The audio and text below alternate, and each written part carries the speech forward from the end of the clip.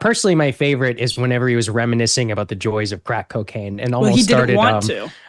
Yeah, but you could see the joy on his face. A man can only talk about that with something that he's ever truly loved. Well, And he also made crack sound MAHA, right? He was yeah, like, it's yeah, he was like, clean. it's healthier than alcohol. He's like, Crack you're is burning clean. off all of the The impurities. impurities. Yeah, it's true. Yeah. Every crackhead I've ever Clean seen living. is obviously the most pure individual. You know, that's what the But crackheads are notorious for. I could genuinely hear RFK making like a similar point Yeah. though. Because Oh, didn't he yeah. talk one time about how like once he started doing heroin, that's when like his grades got really good That's or true. something? Yeah, he did say that. Yeah, he was That's like, not it gives surprising. you this is actually very common from drug addicts. They're like, I finally felt like my true self. But yeah, I mean, with Hunter, it was, look, I mean, the one clip where I was like, man, if he didn't have the baggage, there's something there, was actually him being like, I'm going to invade El Salvador to get back.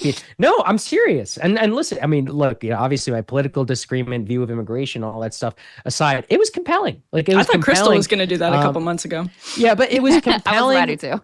It was compelling to me in the sense of, you know, like Crystal's saying about Trump and just like no regard for, you know, like trying to be bounded by traditional conversation and all that.